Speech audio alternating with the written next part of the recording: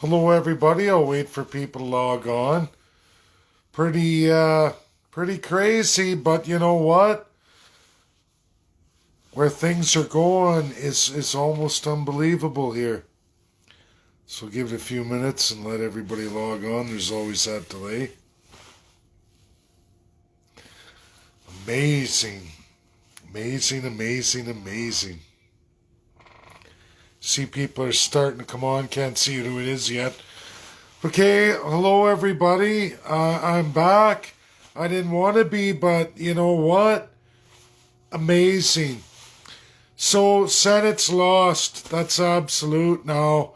Mathematically, the remaining ballots can't move the margin to that 0.5%. And that means no recount in Georgia by law. So, I mean, someone could challenge, but regardless of a challenge, the Senate is now in absolute hands of Joe Biden and Kamala Harris.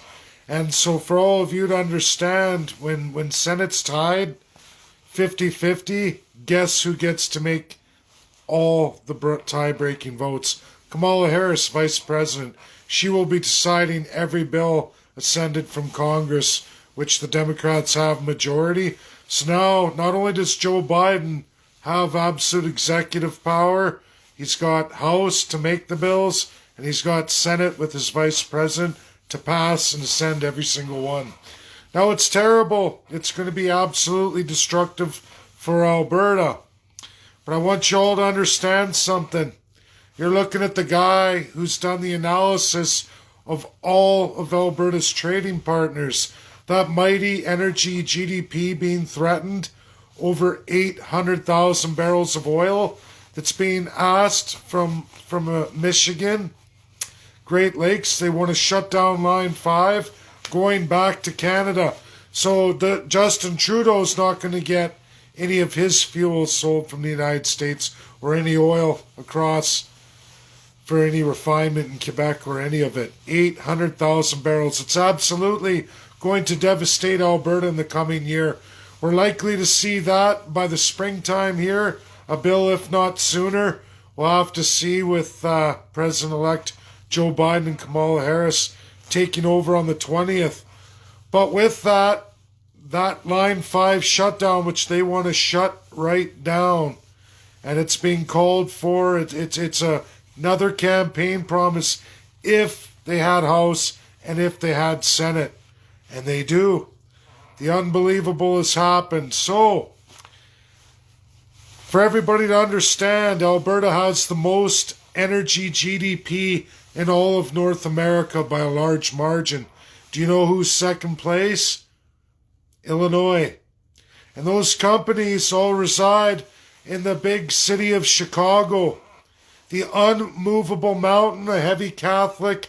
I've studied this city so hard because Illinois is separatist, the rural communities, but they don't have the strength to move what's called the impossible mountain, Chicago. But I promise you all now today, with the closure of Line 5 and the absolute hit on a $26 billion energy industry for Illinois, which absolutely is a major assault on Chicago, we're going to see for the first time that mountain moved. It's even a greater attack than what Texas is going to go through. And Texas absolutely at this point wants to run a referendum of succession. Chicago doesn't have a clue yet, but they're going to absolutely experience it under Joe Biden and Kamala Harris. And I have already looked at this, but I bet you by March 31st, we're going to see the impossible mountain that no one would ever expect, Chicago, absolutely on board. In fact, there's going to be a number of cities right here in North America, in Canada, and the United States. It's going to be Edmonton, Alberta, that NDP stronghold, never before seen.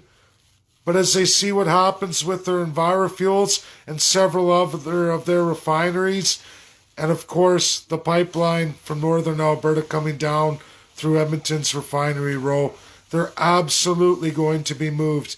Edmonton will not be able to take this gross attack. They don't even know it's coming yet. It's going to be Edmonton, Calgary, Dallas, Houston, Chicago.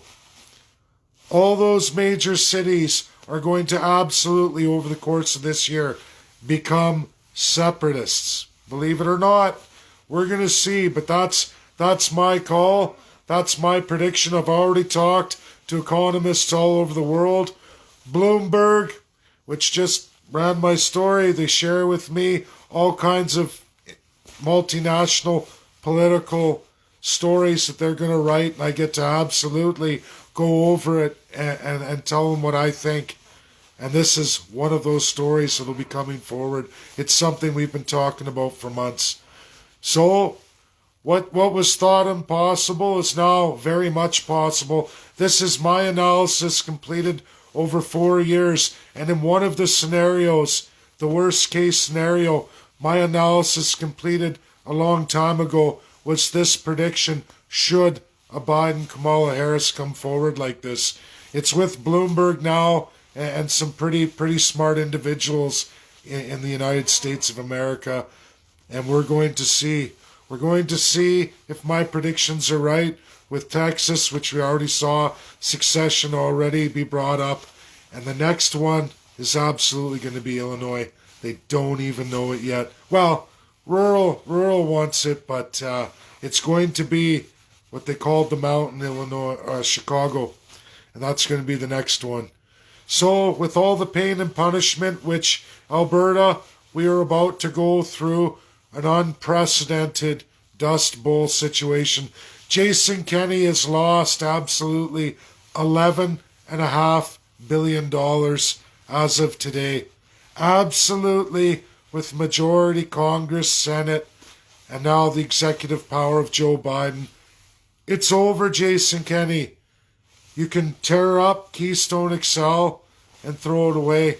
Unless you agree to absolutely give our oil, like we basically do for Ontario and Quebec, and our natural gas, unless you're going to agree to give it to the USA for free, meaning we're going to go into a further annual deficit by about approximately $3 billion, or every year, forever and ever, or we take that hit of $11.5 billion right up front. Those are going to be the two deals, but it doesn't take a rocket scientist to figure out over the course of just 9 years, that's going to be $18 billion versus just paying out the $11.5 billion. And then on and on and on up to their 2050 agenda. Just saying, everybody, that's the reality here today. And but it's not only our reality, as bad as that is. Worse is Line 5. We're going to lose 800,000 barrels of oil we sell each and every day. We're going to absolutely lose that. USA will pick up the production, so then other states will be happy about that. But that's the reality. And I don't see how in a Justin Trudeau-led Canada, we can't have an Energy East at that point. It's got to be absolutely the end of Bill C-48, C-69. They've got to retract it, and we absolutely have to go west, and we have to go out on the world stage. That means 2 million plus capacity tankers, the rest of it. Now, Trudeau's not going to want to do that. I believe he's going to try and Venezuela Canada, and that's absolutely going to come with this $1 trillion borrow in this little reset period, while Joe Biden goes absolutely to town on us. But there's hope, because if Chicago can be moved, if we're going to watch Texas go for a referendum, which I would ask if I could talk to the senators right there in Texas, that includes,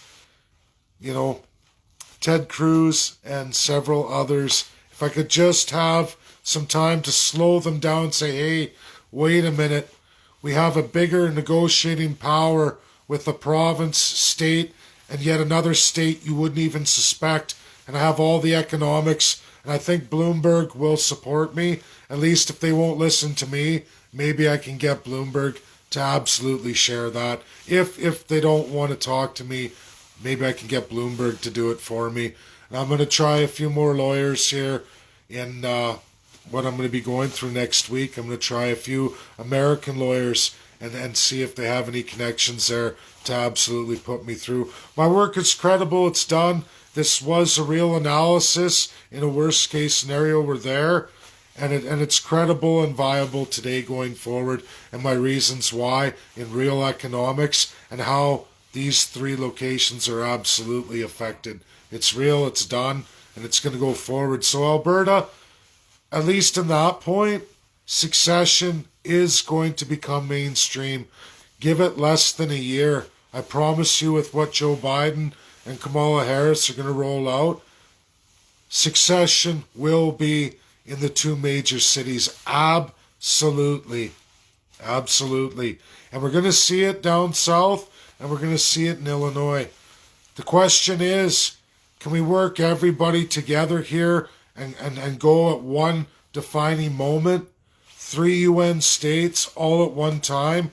Can everybody hang on and group together and have a united front so that we really strike a blow? Because I promise you, regardless of any president-elect or any prime minister-elect in Canada with their crazy, ludicrous narratives, if you secure Texas, Illinois, and Alberta, you've got 1/10 of the absolute GDP in all of USA and Canada combined in just energy GDP. Absolute full control of it, meaning major states and provinces are shut down. Literally done overnight with just those 3 energy producers saying, we're out, you're on your own. It will absolutely devastate the United States of America and all of Canada. That's a fact. That is terrific negotiating power. Terrific. And it's all ironed out completely logically. I have a breakdown of the energy and the fake narrative of the left, of all the radicals. And it's not to be, evil or whatever. It's to say, hey, wake up. These 3 regions can absolutely shut you all down, and you'll be in the dark, freezing alone in the dark. That's reality. There's not enough wind and solar. There's not enough nuclear right now available. And you know what? That's just reality. That's the power of those 3 regions together combined. So if people don't want to separate and they're not ready for that, the absolute threat of those 3 regions combined can absolutely move this crazy left mountain. And that is the last chip besides becoming a full UN state on your own. And Alberta, being a UN landlocked nation, compels United States of America and Canada to absolutely grant us all kinds of extra powers in international law. And you know what? Because USA and Canada are tidewater countries, they've already set world precedent with many landlocked nations not attached to their borders, absolutely usurping rights of other UN states, ratifying this in precedent law, and they won't be able to say no to Alberta because they've already done it in precedent as a UN tidewater country, both of them. And dealing with a region like Alberta and Illinois locked like that, Houston, we got a problem. It's all good, everybody. This is the next step. This is what I'm going to go out for. And you know what? Nothing's ever over till people, good people, do nothing. So this is where we're going to go forward. And for separatists, this should be a celebration, little victory dance for you. Because even in the worst, it only brings out the best of independence, and it only propels Alberta more and more to what needs to actually be done anyway. So for separatists, this is a win. This is a big win. There's always multiple ways to skin a cat. Thanks, everybody. Please share it out to the separatist groups. Get it out there. And Albertans, get ready. We're going to be going through serious, tough times. That Line 5 cancellation is huge impact to Alberta. 800,000 barrels of oil. Scary stuff. Bye now.